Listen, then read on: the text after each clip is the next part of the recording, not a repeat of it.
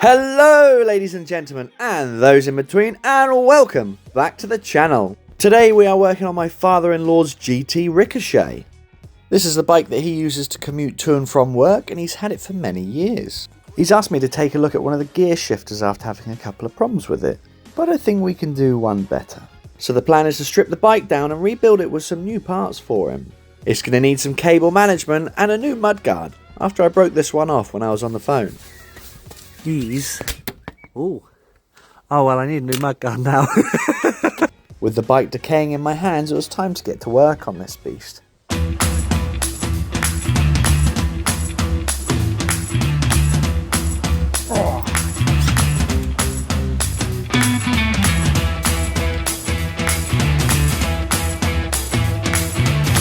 So here we go, this is the GT Ricochet. I'm going to start by taking that mudguard off, and then let's take a look at the paint.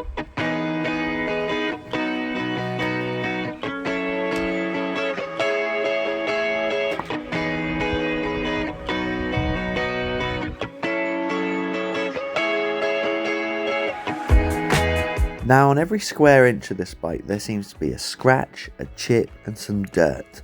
So I think we're going to start by cleaning it, and then we'll evaluate the condition of the paint and see what we can do to zhuzh it back to life a bit.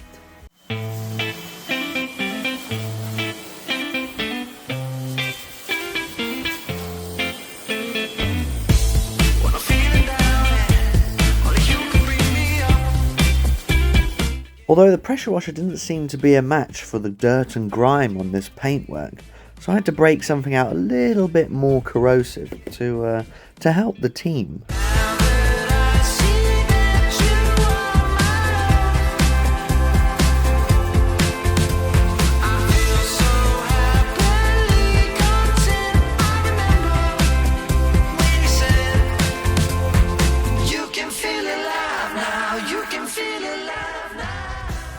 So my phone just about died then, but I managed to clean the bike, and I've got another couple of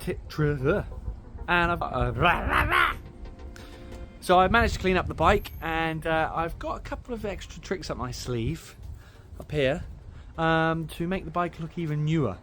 So this is something that I do for a couple of bikes. There's a bike just there, I'll show you in a second, and this is what I do.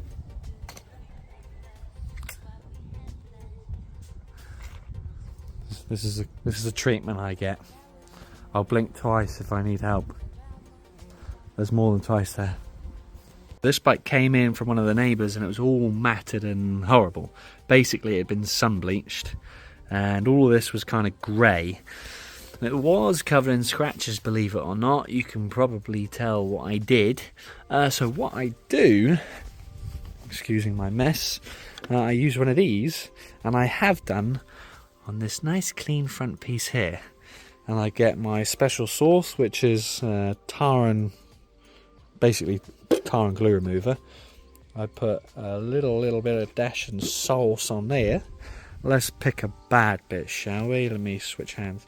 Let's go with this piece here, and then I just rub it away, and just like that it tidies up quite nicely.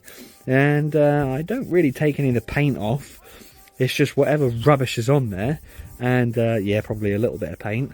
Let's get that bit back there, and the lacquer. So the top coat of the lacquer, I'm basically flat and wet, or whatever it's called, flatting the paint basically to a clean mess,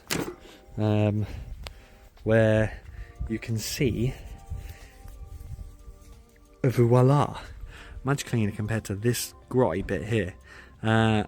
It comes out really nicely, and then I just use, let's turn the brightness up a little bit, clear coat. So I just use Halford's paints. I keep all Halford's paints apart from that, just silver wheel stuff, just so they don't react with each other. And then I basically do this all over the entire bike. You can probably see it's quite flat because it's flat and polishing, but I'm not polishing, I'm flat and lacquering. So just like that bit in there, once I've done the entire bike, especially all this rubbishy scratchy bits out of here, if it focuses in a second, all of those will end up like this, and not like this anymore, and then I'll lacquer the bike and it will look mint. Brilliant.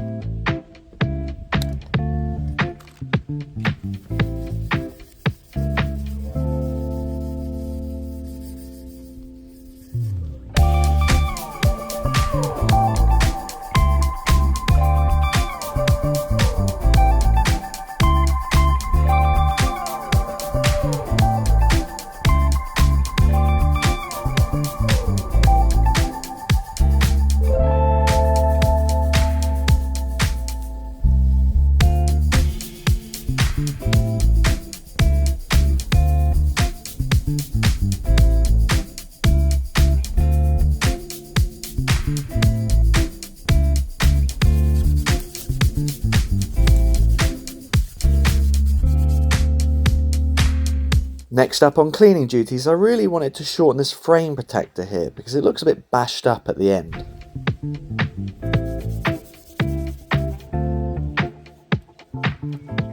And lastly, before we lacquer the bike, I wanted to take off these safety stickers so we had a cleaner look.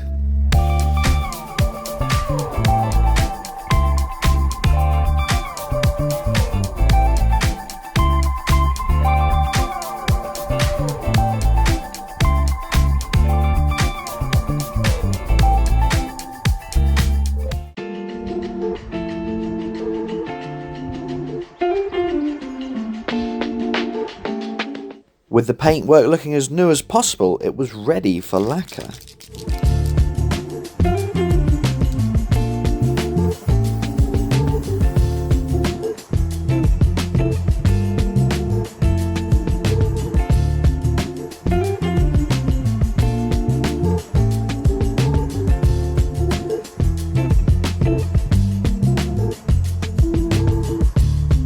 I also spent a bit of time removing the excess cable ties, so it gave it a cleaner look.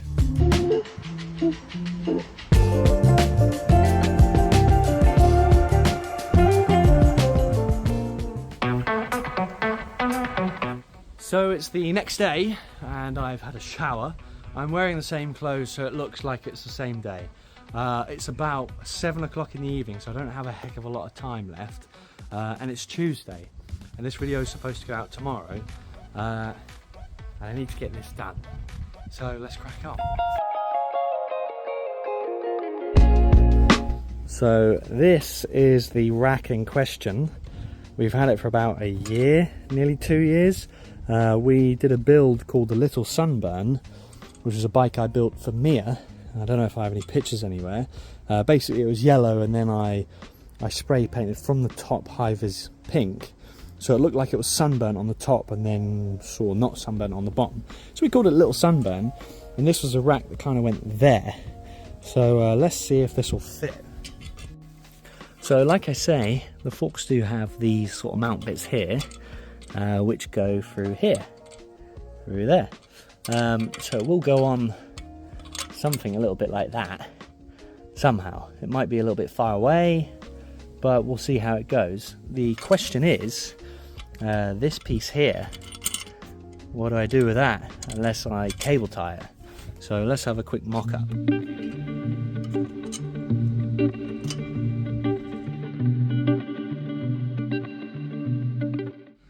So it looks quite good, to be fair, and realistically all we've got to do is either bolt it, or we can do a quick job and pull it right close and cable tie it through here or something, and then I'll take this off, repaint it probably, and then quickly bang it back on. So here we go. I have taken the rack off, painted it black and re-lacquered it and fitted it on. I've used quite a large industrial cable tie and it kind of blends in with the black.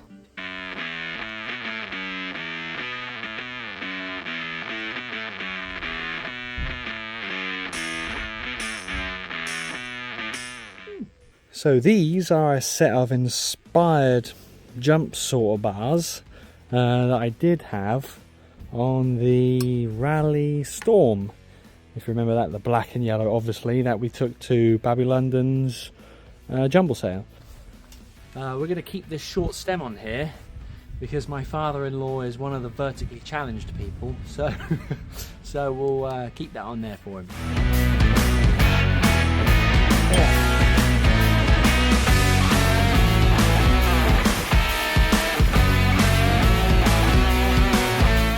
Looking better by the minute. I painted the door's top cap black so it was hidden away a bit better, and then put some DMR death grips on there.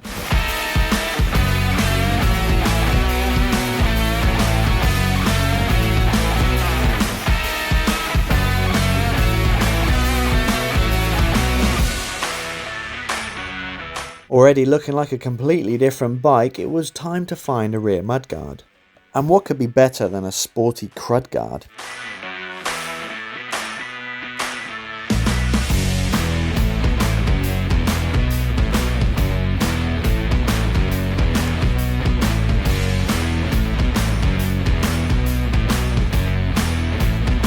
Bearing in mind it was only here for a gear cable adjustment, we've done quite a bit.